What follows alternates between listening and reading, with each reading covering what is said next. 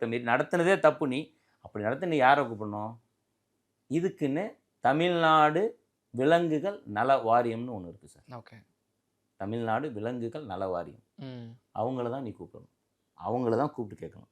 யார் ஒருத்தர் முதல்வர் ஆகுறாங்களோ, அவங்க வந்து தமிழ்நாடு விலங்குகள் நல வாரியத்தோட சேர்மன் ஆயிடுவாங்க.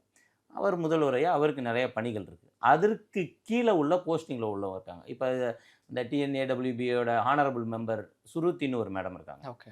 அவங்களுக்கு கீழ விவேகானந்தன் ஒரு சார் இருக்காரு. ம். அவங்களுக்கு கீழ சொக்கலிங்கன்னு ஒரு சார் இருக்காரு. இவங்கள கூப்பிட்டு உட்கார வை. ஐயா, ஓகே, ஓகே. இந்த மாரி பிரச்சனை இருக்கு. ம். இதுக்கு நீங்க என்ன சொல்யூஷன் வச்சிருக்கீங்க? அப்படின்னு. இங்கேயும் யாரும் அரசாங்கமும் சும்மா இல்ல. அரசாங்கத்தில என்ன பண்றாங்கன்னு கோபிநாத்த கூப்பிட்டு மீட்டிங்ல உட்கார வச்சு பேசணுன்ற அவசியமும் இல்ல. ம், ம். அந்த சுருதி அப்படின்றவங்க தலைமையில, அந்த மேடத்தோட தலைமையில வந்து டெய்லி முதல்ல இந்த தீர்ப்பு நமக்கானது இல்ல சார். அத கோபிநாத்துக்கு ஃபர்ஸ்ட் புரிய வைக்கணும் சார். ஓகே. மிஸ்டர் கோபிநாத் வந்து இது வந்து நமக்கான தீர்ப்பு இல்ல. இது யாருக்கான தீர்ப்பு? MCT metro corporation Delhi. ம். அங்க உள்ள தீர்ப்பு. ஆனா தமிழ்நாடு அரசாங்கம் என்ன பண்ணுது?